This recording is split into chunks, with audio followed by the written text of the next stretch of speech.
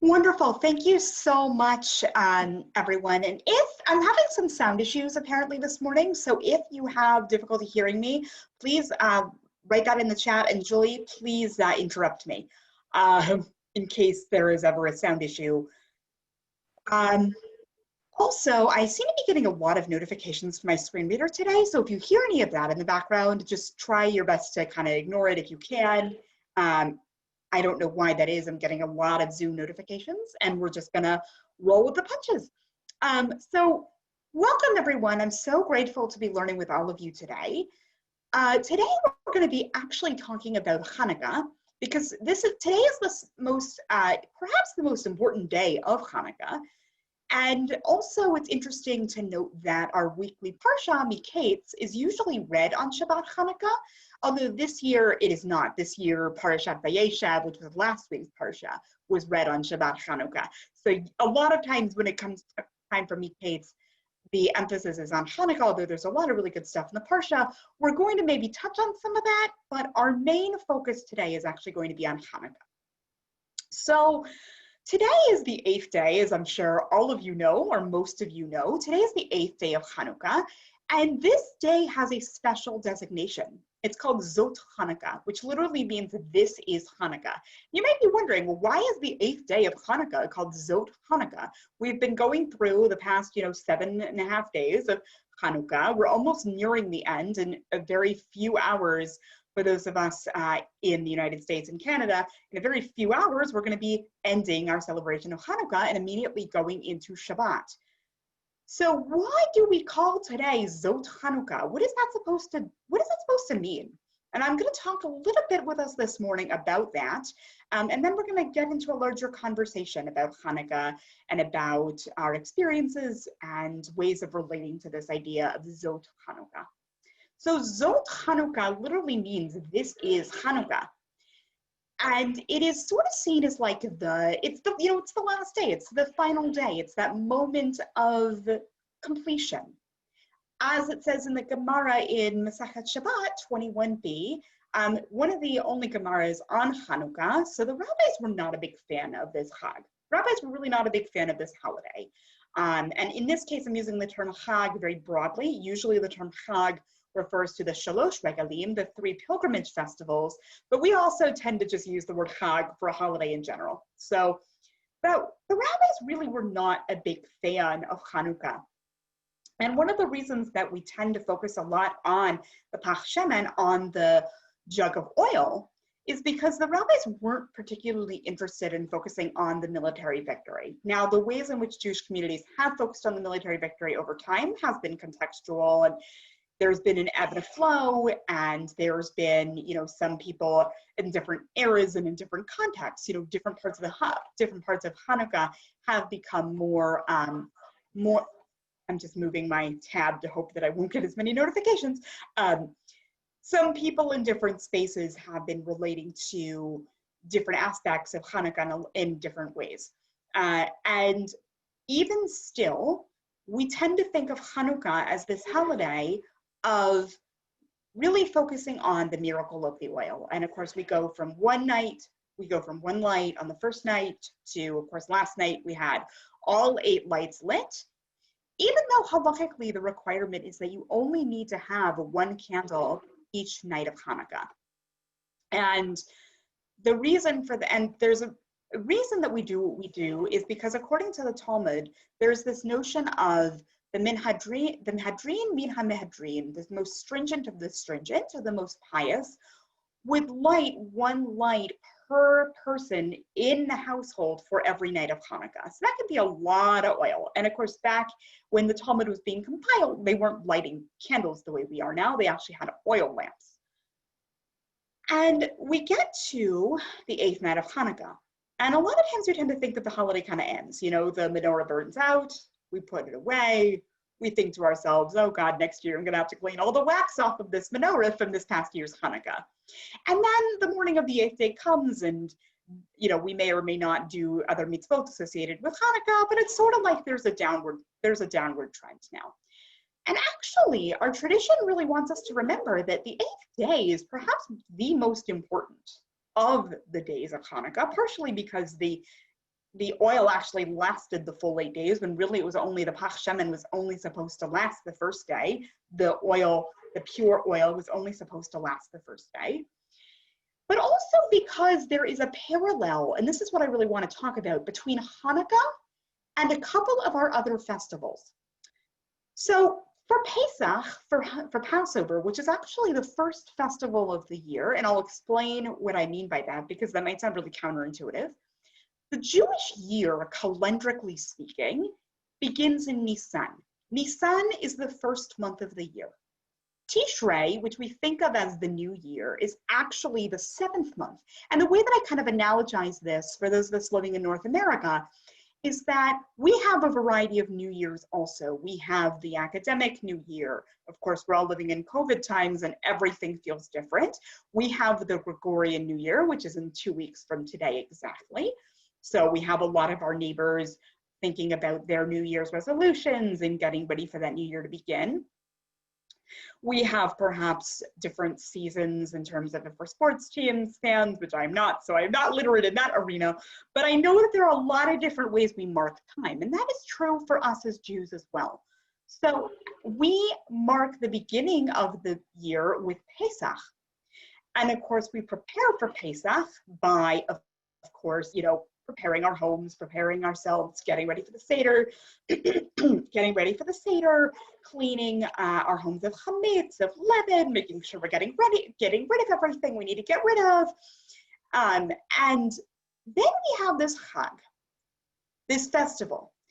And in the Torah, and in many communities, both inside the land of Israel as well as outside of the land of Israel, it is observed for 7 days. And there are communities outside of the land of Israel who still keep an 8th day of Pesach. That is for reasons that are not related to Hanukkah, but it's important to name the parallel that for many Jews, Pesach is 8 days.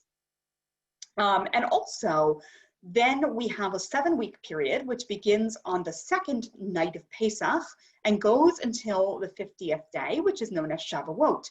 That is often understood. When the rabbis talk about Shavuot, they tend to think about it as, in some ways, a completion of the cycle that we began with Pesach. So we go from Pesach to Shavuot as this one cyclical experience. And then we have our fall holiday season, which we all know is, or many of us know, is quite packed. We start with Rosh Hashanah on the 1st and 2nd of Tishrei. We then go into Yom Kippur on the 10th, Sukkot on the 15th, and Shmini Atzeret, or the 8th day of assembly, on the 22nd, which is the 8th day after the beginning of Sukkot. And even though Shmini Atzeret is an independent holiday, it's liturgically referred to independently. Many people at that point are no longer sitting in their sukkah because there's no longer an obligation, but it's considered to be this day where we are with God as ourselves. Sukkot is a universalist holiday in a lot of ways, where every day there's a certain number of sacrifices that are brought, having to do with what the rabbis understood to be the 70 nations of the world. And on Shmini Atzeret, only one sacrifice is brought. Why is only one sacrifice brought? Because the one sacrifice that's brought is for Bnei Yisrael, the children of Israel. And that is understood by the rabbis as our day to linger, because we Jews, we say goodbyes and it takes us a long time, right? So too with our holiday season, even as long as it is, we want to prolong that goodbye. So Hanukkah, in some ways, parallels this. And a lot of people think, a lot of scholars and historians and others think, that Hanukkah was actually intended as a parallel to Sukkot in the winter, whether it was because the Maccabees were fighting and they missed Sukkot. I've heard that theory. I don't know if it's backed up by any evidentiary claims, but I've heard the theory that the Maccabees were fighting and they missed Sukkot. And actually my teacher, Rabbi Bert Vizatsky, I was learning with him the other day, and he shared that initially Hanukkah involved the use of a lulav and etrog, which are the 4 species which we associate exclusively with Sukkot. We do not take them on Hanukkah. And also an interesting parallel, an important parallel, is that on Hanukkah, we say full Hallel every single day. Full Hallel means the Psalms from Psalms 113 to 118, and this is said on all major festivals, So by major, I mean the pilgrimage festivals. We actually don't say Hallel on Rosh Hashanah and Yom Kippur. And it is also said on Rosh Chodesh. And there are some who say it on more modern holidays as well. But for today's conversation, we're going to be focusing on more classical holidays and when one would say Hallel. And in the liturgical edition, that's the technical term people use. I prefer to say like this, the additional blessing that we say for Hanukkah in the Amidah, which is our central prayer. We actually refer to Hanukkah as Yamei L'Hodaot U'L'Halel, so days of thanksgiving and praise, which is why we say Hallel on Hanukkah for the miracle that we experienced of the Pach Shemen, and also one could certainly say also in that is the military victory, even as the rabbis really want us to focus on the Pach Shemen. Both aspects of Hanukkah are very, very real and are live for us in this holiday. It's not one thing or the other, it is both and. So why mention all of these other Chagim? Hanukkah is a very enigmous holiday. It's entirely rabbinic. There is no mention of Hanukkah anywhere in Tanakh, in our Bible, and it is only mentioned very briefly in the Talmud, in Shabbat 21, as I had said before. So there has always been a bit of a conflictual connection. How do we relate to this time? And over time, lots of different traditions have come up with ways of connecting with Hanukkah, whether it's secular Zionism, whether it's Chassidut and the Hasidic movement and all of the branches therein, whether it's in American culture, how do we connect to Hanukkah, or in Canada as well, how do we relate to this time that falls during the Christian high holiday season as well?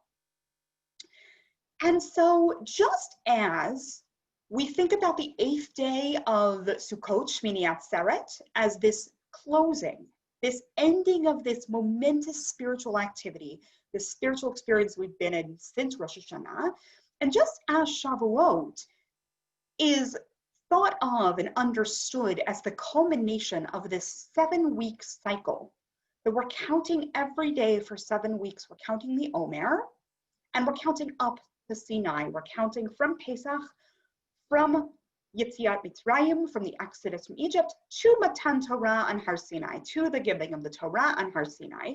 So too, thinking of the 8th day of Hanukkah, Zot Hanukkah, is this final point of moving into what's going to be a long few months, not only liturgically, because we don't have another Chag until Purim, which is in a few months from now, although we do, of course, we have Tu B'Shvat as well, and Tu B'Shvat is a wonderful Chag, but Purim is the next more significant of the observances. So we're going to have a few months where there aren't going to be so many special days. There aren't going to be so many special Shabbatot. And then we're going to go from Purim, and we're going to have this month up to Pesach, and we're going to have our special Shabbatot there, and we're going to go through this whole spiritual cycle. We're going to finish that with Shavuot. We're going to have a bit of a break, and the year continues with the 3 weeks, Tisha B'Av, Elul, and around we go to the high holidays. So the rabbis are trying to think about, what are we going to do with this 8th day of Hanukkah? We're not, the menorah, the Chanukiah has been extinguished. There are no more lights. We might have said Hallel this morning if we have the practice of saying Hallel on Hanukkah, if that is part of our traditional prayer practice. But the holiday seems to be winding down. What's left? Today is really understood as a day of reflection and a day of preparation and a day of just allowing all of that light and all of that holiness of Hanukkah and all of the ways we've reflected on this time to kind of rest before we move into the next few months. We have this opportunity to really bask in the glow of the holiday, to really just be grateful, to be able to step back a little and think about the past 8 days. And I know for me, certainly there's some nights when it felt really just repetitious and the novelty had worn off. But then Zot Chanukah comes and reminds me, oh yeah, why do we do all of this? Because as Beit Hillel says, we increase in holiness, we do not decrease. Beit Hillel is one of the two major schools of rabbinic thought. And the reason that we light our Chanukiot, our menorot, with one light going up to 8 lights is because we follow Beit Hillel. And Beit Hillel says that we always increase in holiness. So now we have reached this apex moment of Hanukkah where we're really able to think about what does that mean for us, this bringing in this light at the darkest time of the year for those of us in the Northern Hemisphere. And how do we use these few precious hours before, of course, we move into Shabbat, and then we're going to move into a week, which for many of us might actually be a bit of a break. So in some ways, there's also the tension between the Jewish calendar and the secular or Christian calendars that we're all kind of living with, where even though liturgically for us as Jews, we're about to go into a long stretch of mundanity, of Chol, of not really any holidays. There's a fast day next week, but by and large, there are not tons of things coming up on the horizon. And yet at the same time, many of us are going to be moving into a bit of a slower time, perhaps taking some breaks and much needed time off. And Zot Hanukkah really asks us, I believe, to reflect and to just take stock, just as we take stock at all of the other holidays, times of the year, of what is the way in which we want to bring our own light into the world to make the world a place, for a dwelling place for the Shekhinah, and a dwelling place in a world that we would like to be in. And as we remember the miracle of that cruse of oil, that was the only pure cruse of oil with the seal of the Kohen Gadol, of the high priest, that lasted for 8 days, we're meant to really take these days as signposts for the next few months to come. Sometimes it can feel like Hanukkah is just this fleeting, fun, celebratory party all week. But there's actually a lot more depth that has been brought into it over time. And so what I want to do now in our last few minutes together is I just really would like to open it up. If people have any comments, to put into the chat. If you would like to unmute, Julie, if anybody would like to unmute, should they just say that in the chat and unmute, or how would you like to handle that piece? Yeah, folks can either use the virtual raise hand button, or you can let me know in the chat that you'd like to participate, and then we can get you unmuted.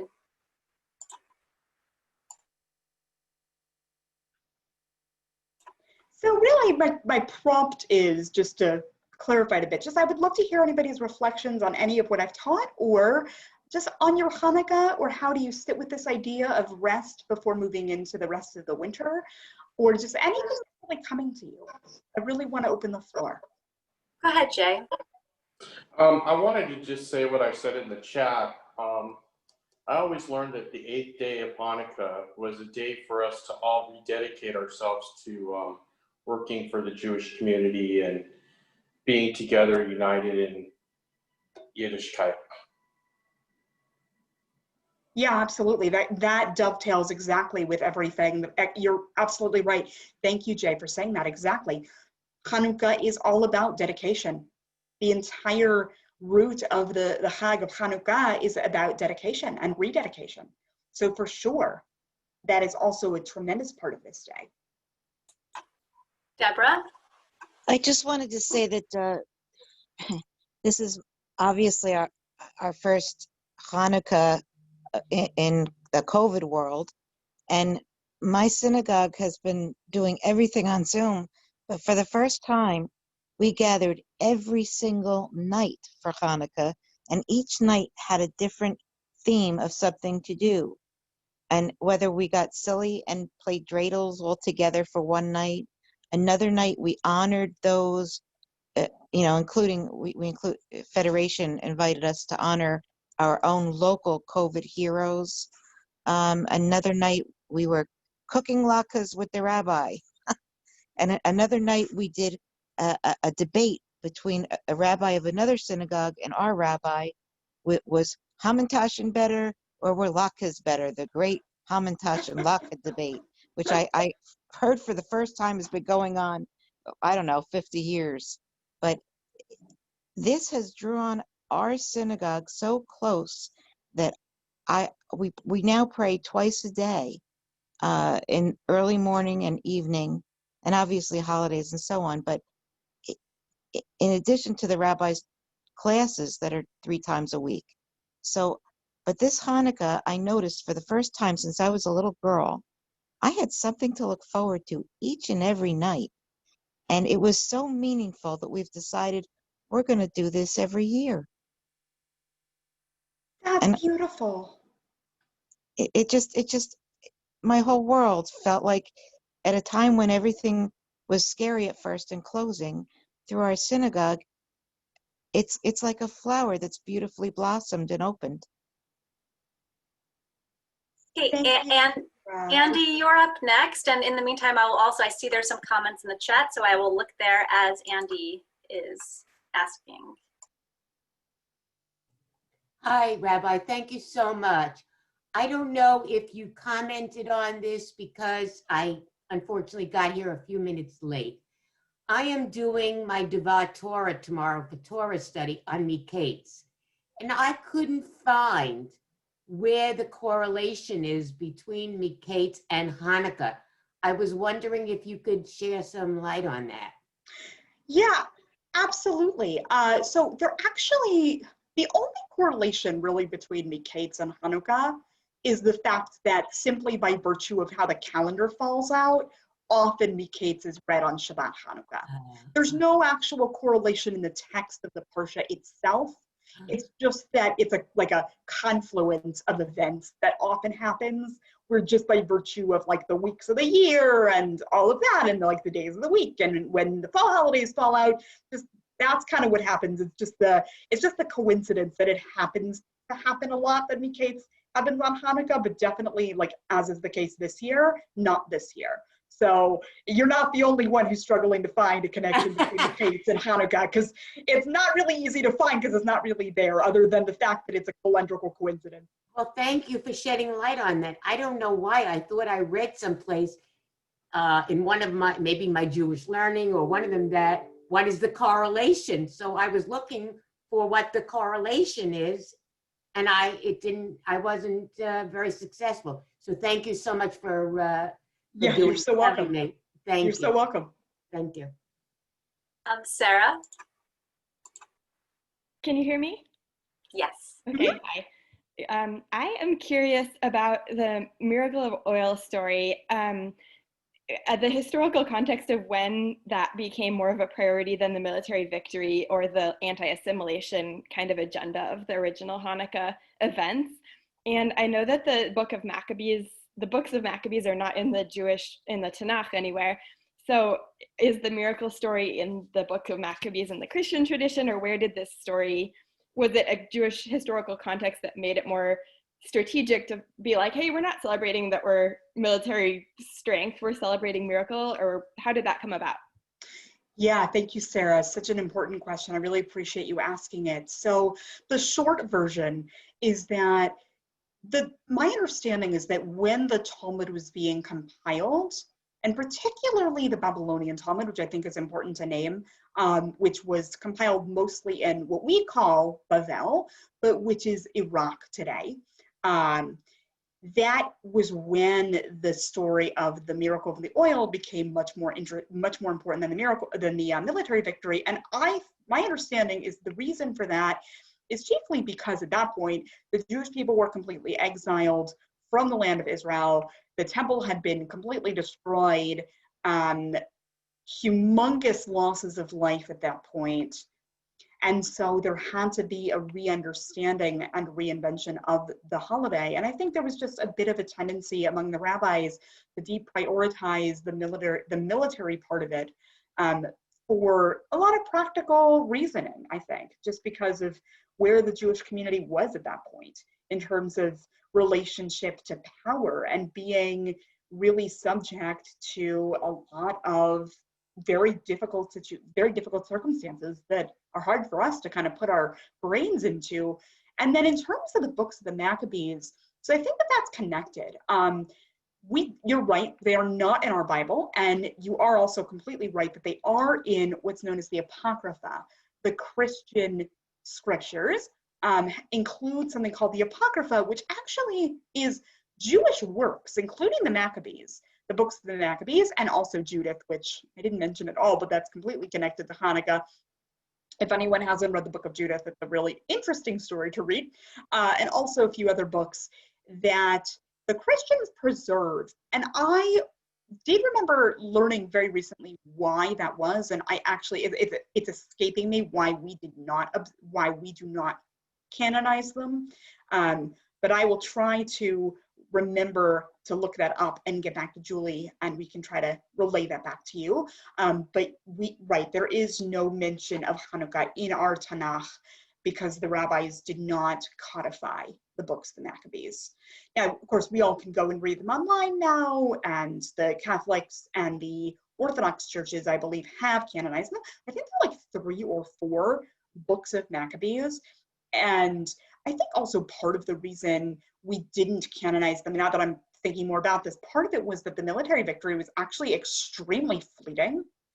And over time, the Maccabees became extraordinarily corrupt to the point where they were buying and selling the priesthood. They were, adopting a lot of practices of the surrounding Hellenistic cultures that had been imported because of Alexander the Great. That's how Hellenism got to the Middle East, was through the military campaigns of Alexander the Great. And so I think also there was part of the rabbi saying, we don't want to valorize or remember this particular group of people who, on the one hand, we were glad that they were fighting for, Jewish self-determination and de-assimilation, but on the other hand, they became really corrupt really quickly. So I think that there was this tension between those things. Cary. Yeah, okay, I'm muted. Yeah, what you say is extremely true. One reason rabbis didn't have much love for the holidays because of the Kishmonaim, in the end, they became more Hellenistic than the Hellenists.